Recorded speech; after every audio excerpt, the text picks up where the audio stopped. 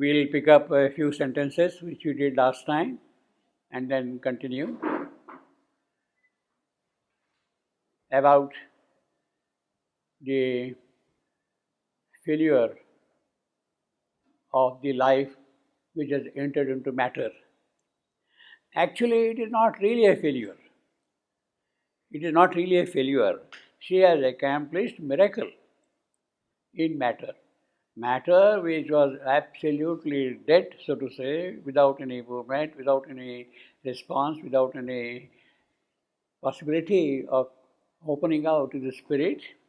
Now it is that she really managed to waken up and do something.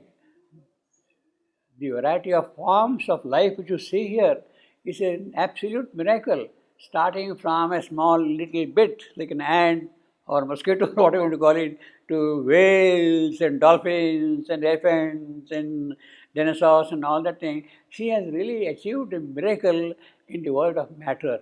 So that way, she has really shaken up matter and brought something out of it, you see. But the glory which she possesses in her own world, in her proper world, in her native land, that glory she could not bring here into the matter. And that is the failure of life in matter. That she could not really bring on that glory and establish that glory here in the material physical world, you see. Well, perhaps that is how it has to be also. See, the complete transformation of matter is not the work of life. The complete transformation of matter is not the work of life. Life only prepares for a greater inputs to come from above. You say, nice, beautiful preparation, you see. The complete transformation can come only when the supermind is established in the physical world, in matter. Physical world, its transformation can occur only when the supermind is present in it. But supermind cannot directly enter into matter. If supermind enters directly into matter, matter under its power, under its thrust of the supermind will simply get crushed. It will not be able to withstand the power, the presence of the supermind itself. So that way life has prepared something for matter to get ready for the higher, and then you add to that mind, and that is how you build up a base, the adhara, the support in the material world for the supermind to come down here. So that is the kind of a logic with which the evolution is proceeding. The evolution is this is kind of a systematic method. First you have matter, then you have life, then you have mind, then the spiritual mind, then the supramental mind, and then yet the higher powers of Satchidananda, they can start coming here. So there is a scheme also in the whole thing, you see.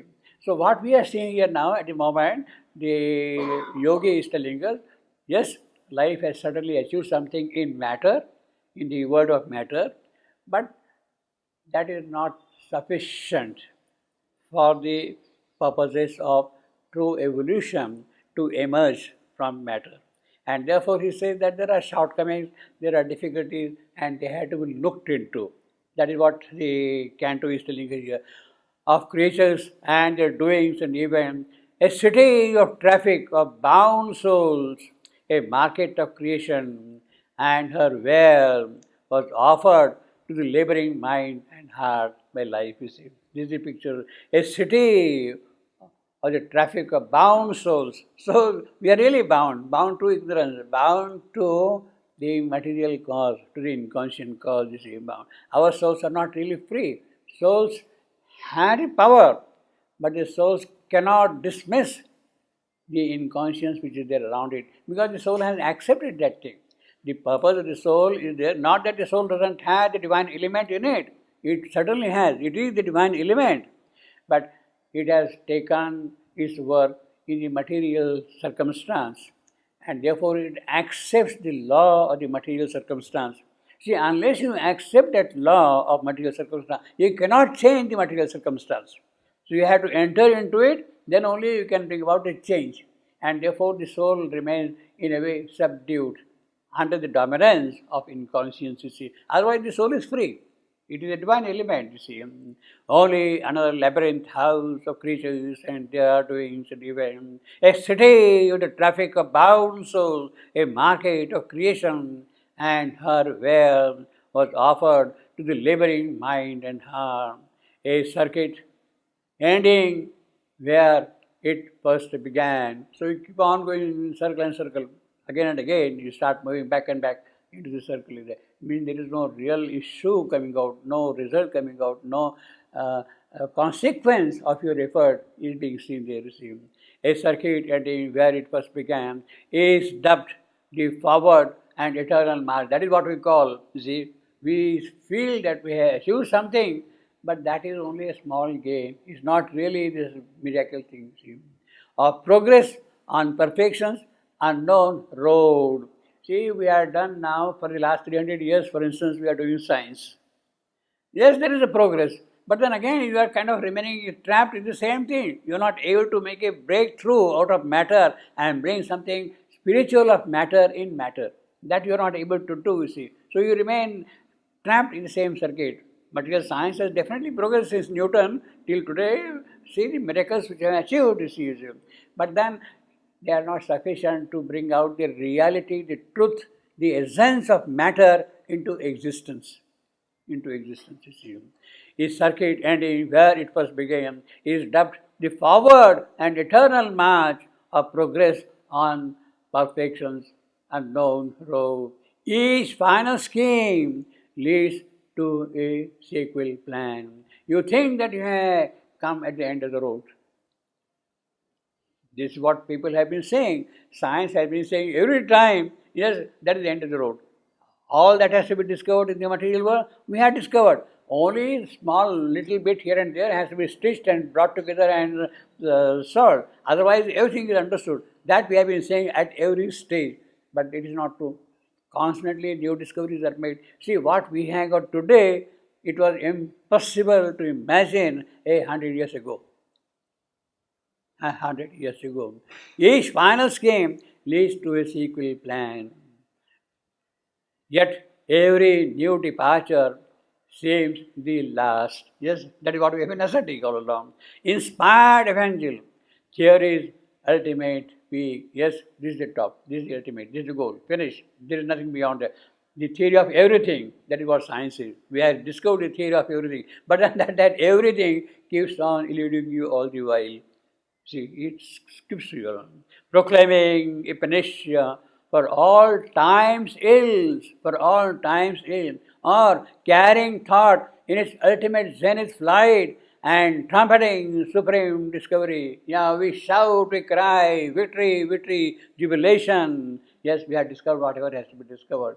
We have got internet, we have got space sciences and all that kind of thing. But then that is not going to be the end of mental achievements. That is not going to be the end of it. And trumpeting supreme discovery, each brief idea, a structure perishable. That is the thing finally. Yes, you have achieved something today, but then it is bound to change tomorrow. Publishes the immortality of its rule. Its claim to be the perfect form of thing, to last epitome, time, golden best. What an irony of man's achievement. What an irony of man's achievement. Truth's last, you think that we have achieved whatever has to be achieved in this creation. That is the golden best. There cannot be anything more golden than this, what we have got here.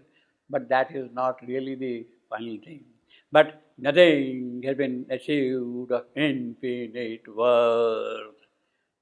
How sad it is. Nothing has been achieved of infinite worth.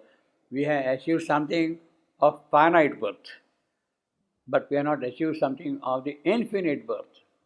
The possibilities which are present, which keep on constantly unfolding themselves, those possibilities have remained sealed. They have not been coming out into expression. You see. So that is why finite little bit here and little bit, yes, okay, but then all that infinity which is there ahead of you, that is mystery. But nothing has been achieved of infinite world.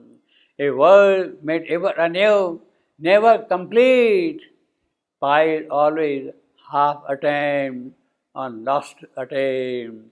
Yeah, it is always like that. You do something, you achieve something, but then that goes away, and then again you pile up something, goes on. And saw a fragment as the eternal whole. Who saw that? A world. He saw only a fragment of the eternal whole. That eternal whole is still not in his purview. He is not accessible to it.